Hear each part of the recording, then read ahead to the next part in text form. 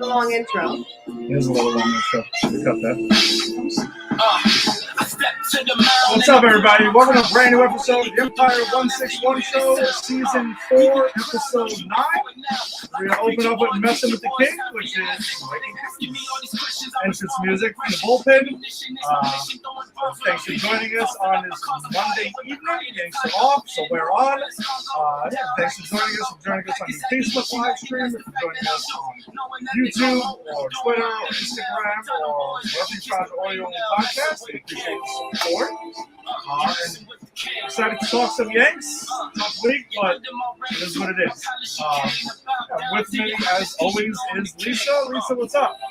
Hey, everybody. Thank you for joining us. Thanks for tuning in. We have what in the beginning of the season was a rare Monday off from Yankees baseball.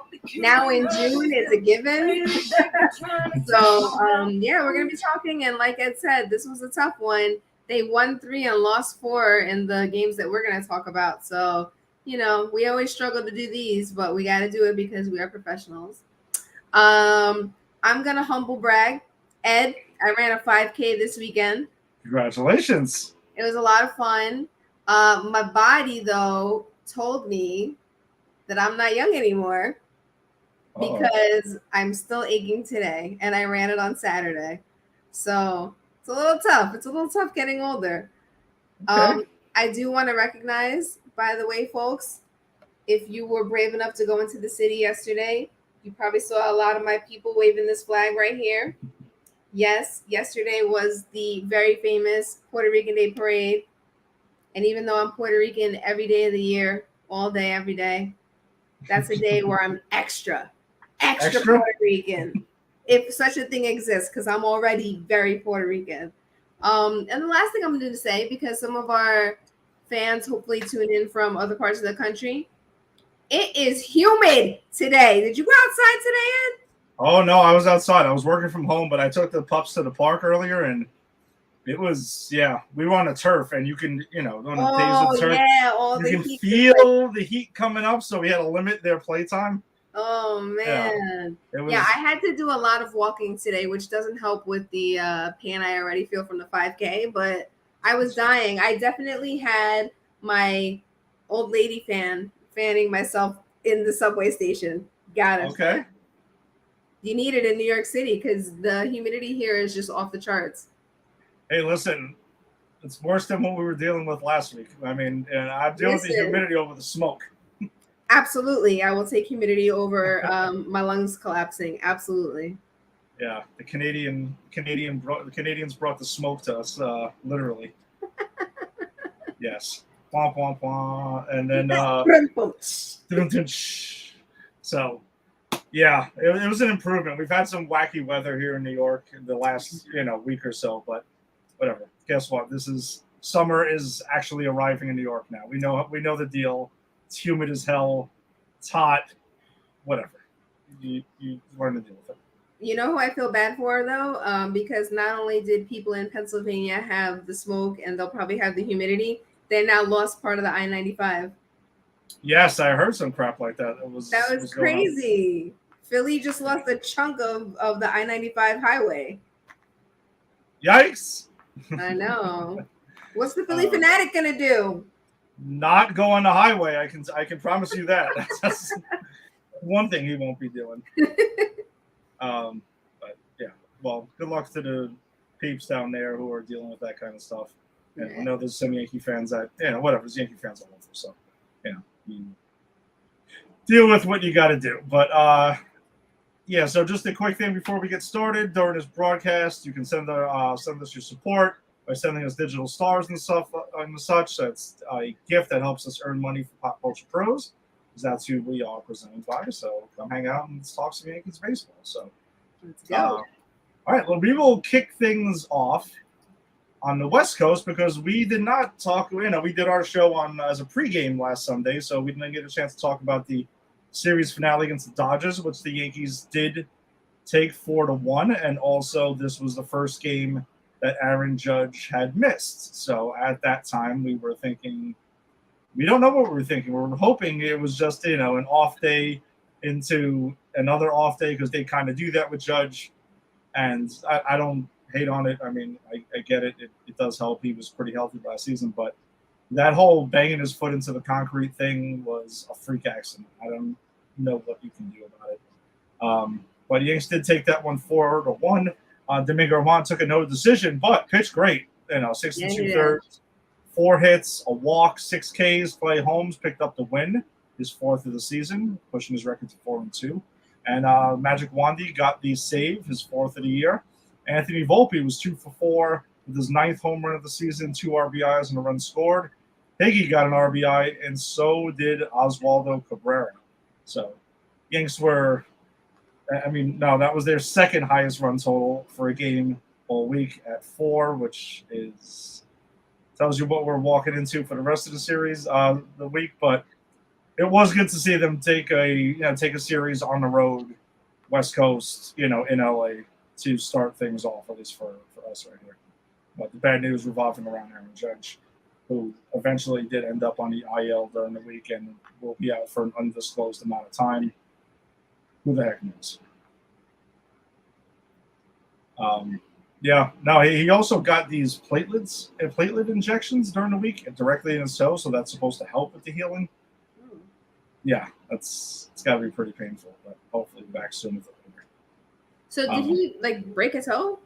No, so there's no break or fracture. They're saying there's a strained ligament in the toe, and I can't say that I strained a ligament. I did fracture my right big toe a couple of years ago, and it's I know when you hear toe, it sounds ridiculous, like, oh my God, being a baby and stuff, but it does mess you up. I'm not even kidding. Oh, it does. I broke a toe once, and it was painful. Yeah, and especially you got to understand, Judge is a right-handed hitter. That's the foot he leads off of. That's his load foot, and when you can't put any weight on it, that's not good. Not good it would really impact them. So that's a tough one. And the biggest thing about a toe injury is that it's not like a finger or the wrist or the ankle. You can't reset it. You just have to let it heal on its own. You can't put a splint on your toe. So no. Yeah, it's just an unfortunate injury. It sucks. There's nothing you can really do about it. Well, the Yankees had an off day on Monday, but then resumed play as they kicked off their homestand, the 6-game homestand, which brought in the White Sox. And we were talking last week that it was, a soft part of the schedule coming up, but not so much apparently, because the Yankees went ahead and dropped these series opener 3-2 on Tuesday night, and that's when the smoke started coming into New York. I was at this game, and it was bizarre. It was you could smell it through the night. You wondered, no one really knew what the heck was going on quite just yet. But the Yankees bats, though, the Yankees offense, 3 for 30 on the night. Oh, 3 for 30.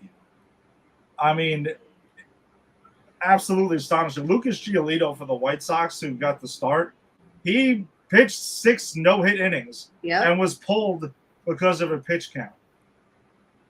And whatever. I didn't want to say I've never been attended a no-hitter. This is not. I don't want it to be an opposing one for sure. But just as a baseball fan, that was fucking. I'm sorry, that was shitty. You're gonna pull the guy with a no-hitter because of a pitch count after 6 innings. That's. I don't know. It's baseball 2023. So, it sucks. So I'm curious because my stat for this game is that Lucas Giolito had 6 scoreless innings, and he's the first White Sox pitcher to record multiple starts of 6+ hitless innings in a season. So I wonder how many of those games this season he got pulled because of his pitch count and how he feels about that. I mean, I would like to give him some truth serum to see how he would feel about that. I know we would get some BS answer about it, like, oh, long term, got it, I'm okay with it. No. You want to finish it. As a pitcher, you want to go out, you want to at least let me give up a freaking hit. And if I'm like at 110 or something, then so be it. But it's just the nature of the way it is. And being married to the pitch count has not stopped pitchers from getting injured either. So this is true. It's been going on for a while now, and this isn't something new. And I don't want to be old man yelling at Clouder or anything like that. But it's shitty. It sucks. Hey, it helped the Yankees get back into the game. I can say that much because Donaldson smoked the home run right after that to creep up. But Clark Schmidt, he had another good start. We mentioned it last week with him. He unfortunately took the loss, his 6th of the season. He also went 6 innings, gave up 6 hits, 3 earned runs, no walks, and a strikeout. So nothing jumping off the page, but he did his job. He kept the team in the game. He gave him a chance to win. Quality start. We'll take it. I mentioned Donaldson was 1 for 3 with his 4th home run of the year. A walk, a run scored, and Yanks offense 3 for 30. Nothing else. Not one player had multiple hits. Not one. No, so, and well, you already said 3 people did. Him, IKF, and Jose Trevino. So it's just whatever. We'll get into the state of the Yanks in a second because there's a lot to unpack there. So due to the smoke, though, no game Wednesday because it was orange in New York City. If you haven't seen the pictures, and I'm probably sure you have, it was kind of nuts. But they did. When they rescheduled that game for Thursday afternoon as a doubleheader, I was like, wow, that is really optimistic thinking. Yeah. And I'm an optimistic person, honestly, by nature. I mess around and I'll say some shit, but I am genuinely an optimistic person with this. But once I saw that, I'm like, I don't know about that. I mean, we'll see. I mean, it's not like the skies were going to magically open up and be perfectly clear again. Like the air quality on Thursday was still it wasn't as high as Wednesday, but it was high and it still smelled very smoky. And here you are playing 2 games back to back with only a half hour in between them. I don't know. If I'm part of the players union, I'm causing a ruckus about that. Well, I will say though, is that I had tickets for Thursday, so I attended this game. I did go to the doubleheader. Well, no, I mean, full disclosure, I had the day off already. Angie and I were going to the Harry Potter exhibit in the morning. So I went out. I put my mask on as soon as I walked out because I knew what I was dealing with yesterday. And when I was going, it's funny. When we were at the exhibit and I stepped outside without the mask for a second because I completely wasn't thinking about it. To get our concert tickets, I did that and I forgot the mask. And all of a sudden I was like, it's actually not bad. This is okay. Okay. I mean, whatever. So we kind of made the call. We were debating whether we were going to go to any of the games. We were considering skipping it and just eating the tickets because it was too late to trade them in. And throughout the day, we were in and out of the place, and we saw the skies were blue and stuff like that. And so we were like, screw it, let's go. I mean, we did it, and it was fine. I mean, it didn't smell like Tuesday night at all. There was, again, I'm just speaking from the Bronx and Queens. There was no smelling the area of smoke and stuff. That's what made us feel more comfortable about going. So we went. Entertaining games, though, I will say. Now, maybe sucks that the Yanks dropped the opener 6-5. Luis Severino, not a good start. Not as bad as the start against the Dodgers, but not good either. He took a no decision, only going 5 innings, 6 hits, 4 earned runs, 2 walks, and 6 Ks. Michael King took the loss, his 2nd of the season. He went ahead and gave up, 2 hits in the 7th inning and ended up giving up the lead right there, and the Yanks could not come back. Willie Calhoun was 2 for 4, though, with his 4th home run of the year, driving in 3 on the night with a run scored. Higgy was 2 for 3 with an RBI and a double. Jake Bauers, 2 for 4 with 2 doubles and a run scored. So Yanks offense showed up that day, but unfortunately the pitching didn't in the first half of the doubleheader. Second half of the doubleheader, the Yanks did bounce back and avoid the sweep of the White Sox, which is tough to say because, again, this is a bad team that you should be beating, but they went ahead and took that one 3-0. Skip that. Randy Vasquez got the start. He got the call up as the 27th man on the day. He got his first major league win, which is pretty cool to see. 1-1 in his career.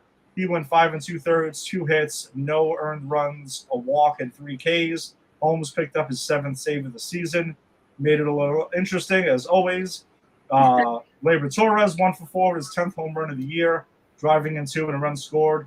And Billy McKinney, who got the call up, and has played a lot. He's played every game that he's been in so far. 1 for 2 with an RBI and a run scored. I'm liking what I'm seeing from McKinney, honestly. Like, he's been starting in center field a lot, at least until Bader comes back. And then you have to start wondering, when Bader comes back, who is going to get sent down, because we're expecting Bader back sometime this week. And McKinney has shown that. He's a left-handed bat. If for those who don't remember, he was in his Sonny Gray trade years ago. Mm-hmm. And as soon as the first game he played for Oakland, he got hurt, crashing into a wall, and has kind of bounced around since. He's only 28 years old, though. So it's not like, he's like past his prime or something like that. I'm not trying to say he's going to end up being a star, but like, he's worth a look-see, for the Yanks going forward, I think. Yeah, I agree with you. And my fun fact for this game is about him. So when he hit his home run in the bottom of the 5th, that made him the 18th Yankee to hit a home run in a game this season, which is the most in the majors. Yeah. When you have a lot of injuries, you're going to have a lot of guys just hitting home runs here and there. So, but I've liked it. I mean, especially in that doubleheader. He had a triple. He had the home run and everything. Yep. Like, he's getting extra base hits. So, yeah. And he's got good speed. So it's they could have something on their hands, hopefully. But Yanks would go ahead Friday night and welcome in the Red Sox and drop that one 3-2. Garrett Cole, solid start. Took his first loss of the season, though. 6 innings, 7 hits, 2 earned runs, a walk, and 6 Ks. DJ LeMahieu was 2 for 4 on the night. Josh Donaldson hit his 4th home run of the night, going 1 for 4. And this was a heartbreaker, because in the bottom of the 9th, Anthony Volpe was up, chance to win the game with 2 on. And I'm not gonna lie, I was watching the game in a bar. Off the bat, I yelled out. I thought it was game over. I thought we had a walk-off, and just by that much, missed. It couldn't just ding off the foul pole, man. Like, it just kept curving and curving and curving. And, Kenley Jansen gets on to pop up the next pitch. Because, he was going for it again. He was probably trying to go ahead and pull another one down. But, yeah, another team, though. I mean, the Red Sox are going to play them tough because it's a rivalry, but they're a last-place team. So, it's interesting. I think it's interesting that you said that Cole had a solid start, because I thought he didn't look all that great during this game. I saw a lot of frustration throughout the game on his part.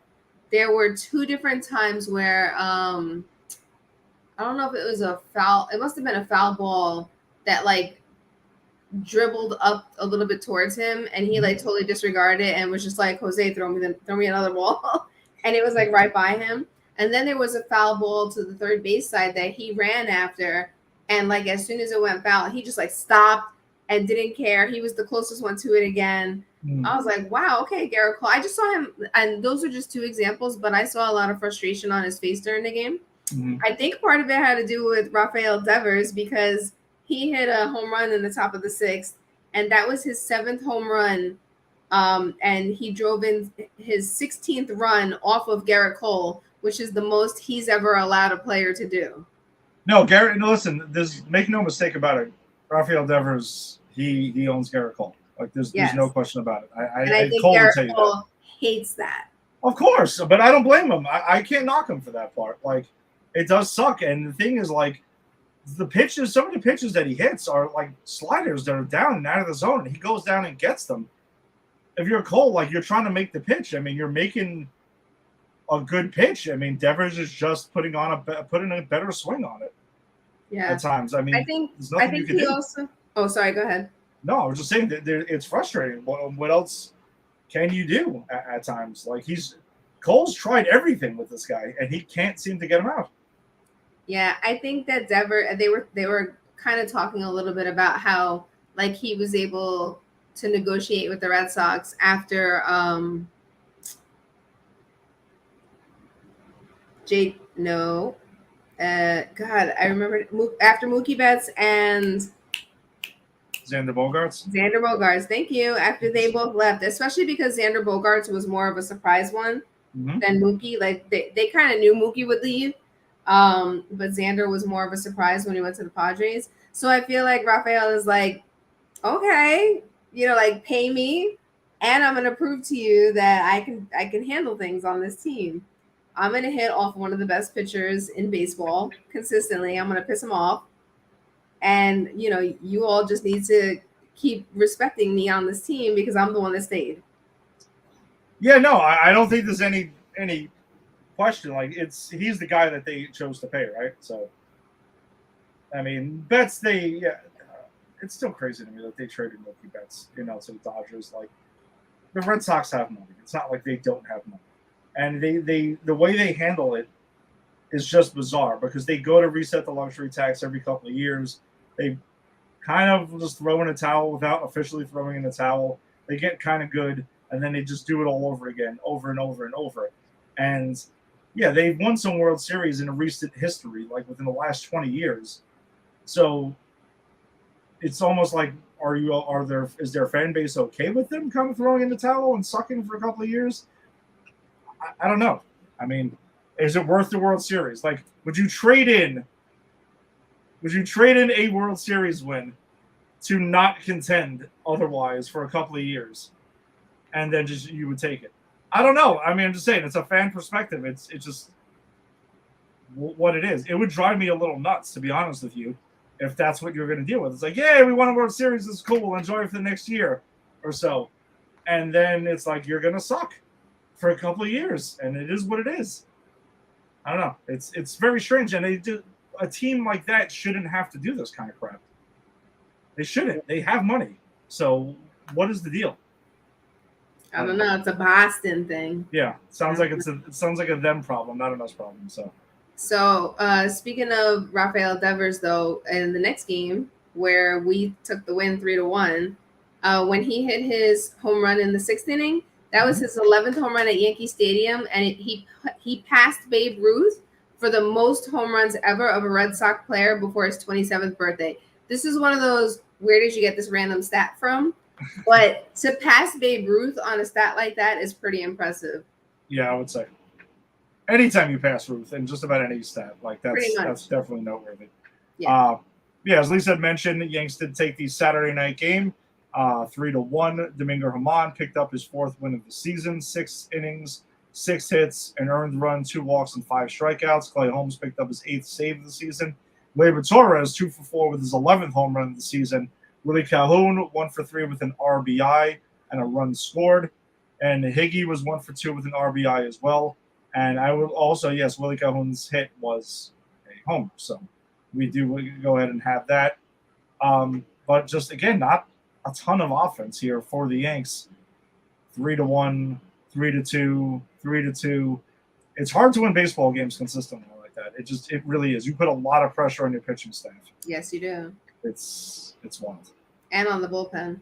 Yeah, the whole pitching staff. The whole pitching staff. Yeah, in general. So Yanks did go ahead, unfortunately, drop the series finale last night on Sunday Night Baseball by a final 3-2. Oh, wow. Nope, wrong name on that one. That's there. So Germán did go ahead and sorry, I actually entered this completely wrong as I was rushing before the thing, but Germán did not pitch Saturday night. Germán pitched last night and went 5 1/3, 4 hits, an earned run, no walks, 4 Ks. Trevino was 1 for 4 with 2 RBIs in the night. That single up the middle that hit off second base and trickled into the outfield. Kind of got lucky right there. Yanks offense 3 for 33 on the night. So runs and hits few and far in between for the Yankees.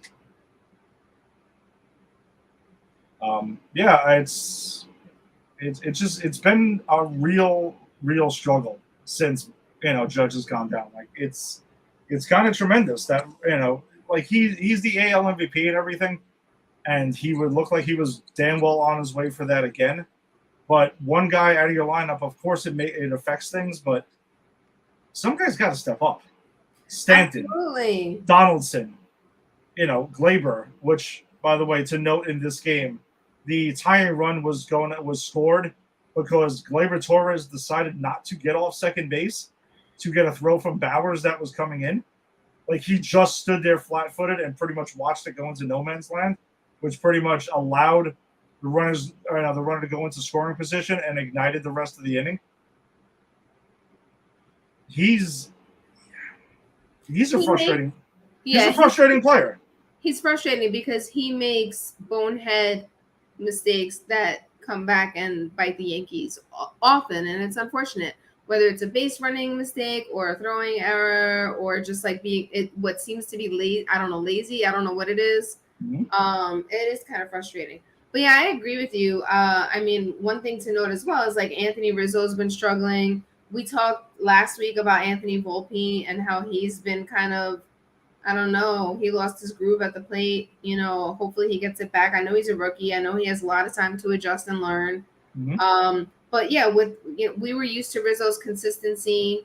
I hope that comes back soon. Definitely want to see Giancarlo Stanton hitting the ball a little better. He's doing that thing in the box where you can tell that he's a little off because he moves just a little bit too much now. Usually when he's locked in, he barely moves at all. Sure. So between him and Rizzo, who were like the two most consistent, it's been pretty tough to watch the games when, our the people that we know to put the ball in play are not. So I hope things turn around, but you definitely can't rely on Aaron Judge being there for the rest of the team to do well. You have to do well without him. That's what makes you a good team. Yeah, it's just proving that it's a one-man show. I mean, that's what this is. And when you have guys in a lineup, like Stanton, well, I understand just came off the IL, but dude, this is why you're here. I mean, this is why they traded for you. You got to get on one of your crazy hot streaks and carry the team for a certain period of time, which he can, but it needs to happen. And also, what doesn't need to happen is you give him an off day on a Sunday night when you're going for the series win with an off day built in the next day. Why? Yeah, that made zero sense to me. Yeah, I don't understand that. Donaldson has actually hitting the ball pretty damn hard since coming back, not with any kind of consistency, but I'll say he's had some good swings, but now we're reaching now. Rizzo was 1 for his last 33 at this point. That has not looked the same at all since coming back from the neck injury. Yep. So you got to wonder if that's still bothering him or not. There's literally just nobody hitting at all. And when I look at the names in the lineup, they have to be better. It's just has to be better. There's no excuse. They shouldn't be this bad. Is the main thing. So I agree. And Judge, I don't see him come. I think he's going to be out for at least until the All-Star break. I don't think he's coming back anytime in the next couple of weeks. I would be pretty shocked. I mean, I'd be happy as hell. I just don't see it. Yeah. So, because they're gonna want to play the long game with him, which is kind of the right move. You don't want to rush him back. He's not the same. He ends up compensating for the injury, ends up hurting something else, and then he's really out for the season. Because if some crazy happens, knock on wood, it's not the case. He doesn't come back this season. They're cooked. I'll say right now, they're cooked. But by what they're showing without him, they would be done. Yeah, I agree. It sucks. Yeah, it sucks.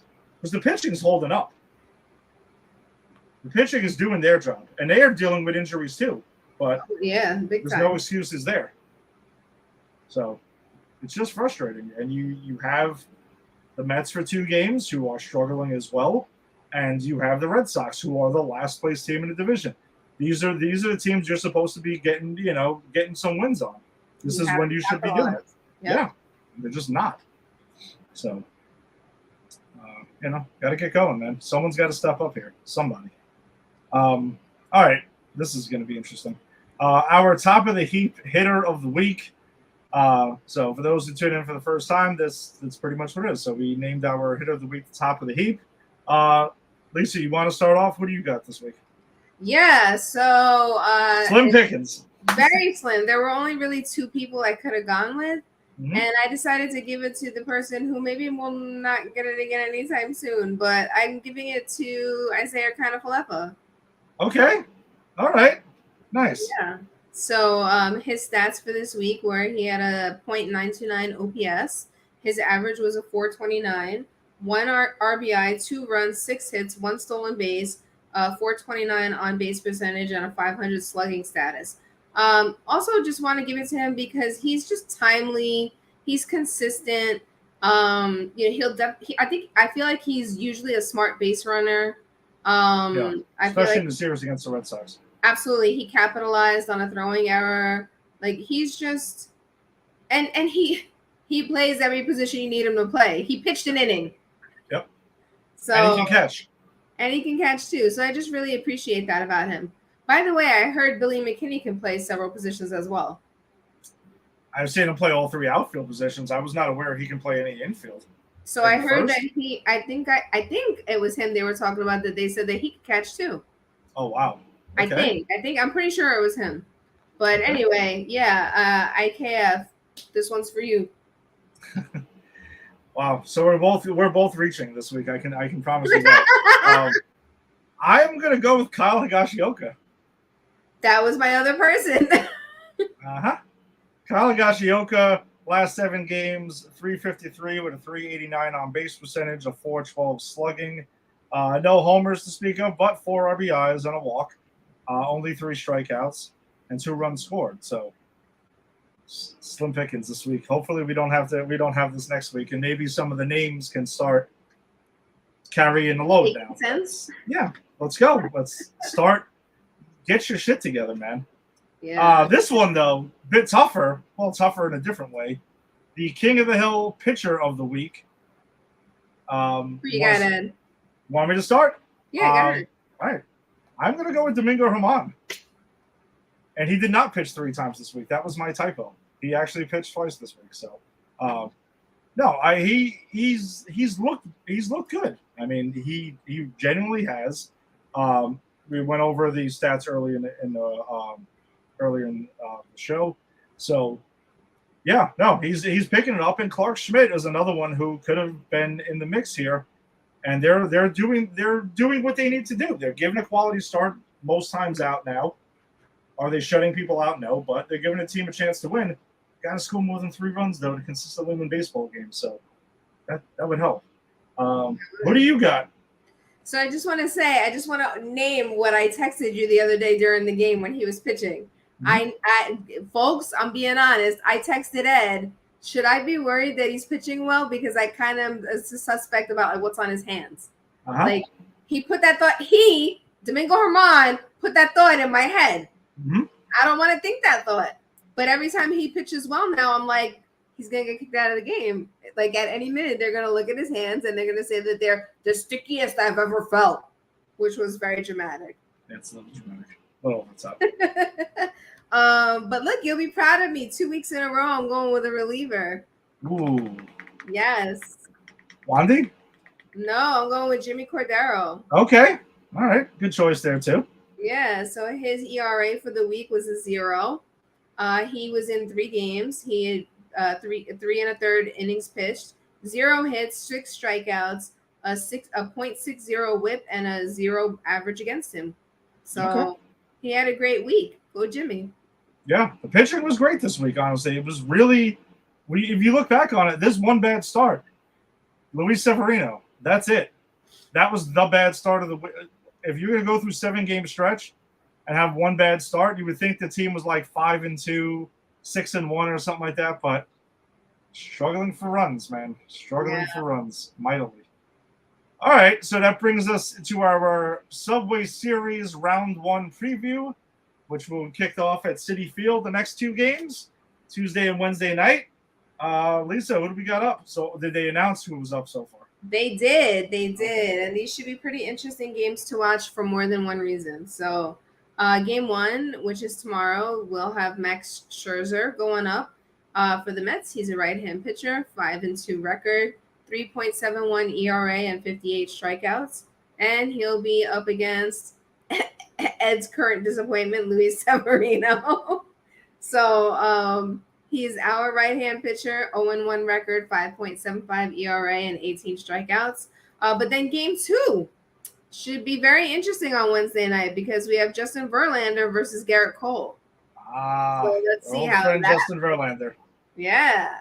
So Justin Verlander is a right-hand pitcher. He has a 2-3 record, 4.85 ERA, and 33 strikeouts. And Garrett Cole's record as a righty is a 7-1.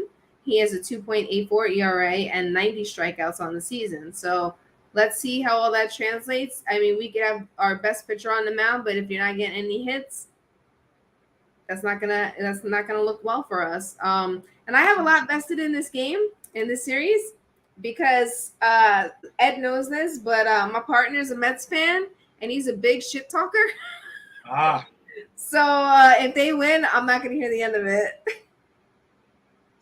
I don't know. I mean, it's without getting into the whole Mets thing. That's a tough thing to be talking shit right now. I'm saying if you're in their boat right now, I think a lot of Mets fans would probably agree. I mean, under 500, highest payroll in American sports history. Under 500. I mean, we'll just leave it at that. Yeah, probably don't want to. He'll do it. He'll do it just because he knows I love the Yankees. That's all. It's friendly shit talk. Yeah. I'm looking forward to. I'm gonna try the cheese. They have a new cheesesteak in right field, in City Field, that I didn't get a chance to try when I was there a couple of weeks ago. So maybe I'll be going for that tomorrow. They've never had a cheesesteak before, or this is just a different version?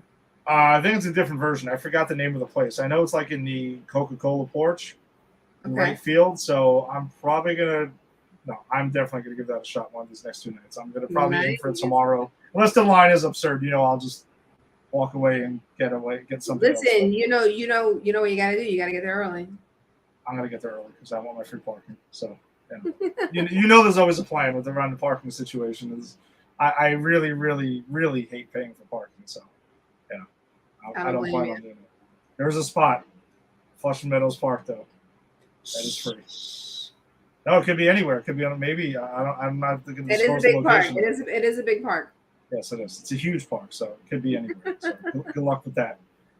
All right, so I think that pretty much does it for us this evening and week.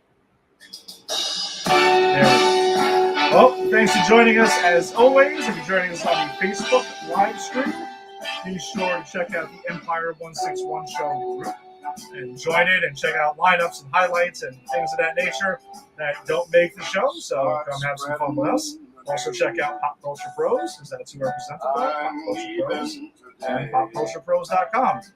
If you're checking us out on YouTube, subscribe to Pop Culture Pros, Twitter, follow at Pop Culture Pros, but also follow at Empire 161 Show.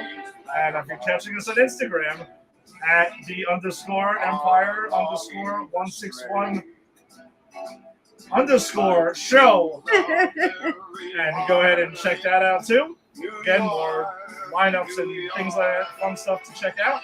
So, and if you're checking us on the audio only podcast, subscribe to Pop Culture Pros, and we'll see you throughout the time. There's other shows on Pop Culture Pros that is a lot of fun if you're into comic books and stuff. Well, if you saw Transformers: Rise of the Beast this weekend, you can tune in at 8:30. And I'll be joined by Jason and Jader as we do our spoiler review for Transformers: Rise of the Beast. There's shows of wrestling. There's a Met show. If you're a Met fan checking us out, you get the flip side of the Subway Series at the Put It in the Book show. You can check out Farachi and Keith and Rodriguez as they break down the Mets. So we'll be back next week, Monday afternoon show. So a special Juneteenth edition. Exactly. Off from work, we'll talk some Yankees. So go ahead and check that out. We'll see you next week. Let's go Yankees. Let's go offense. Please. Yes, let's go offense. Yes, let's go. See you next week. Good night, y'all.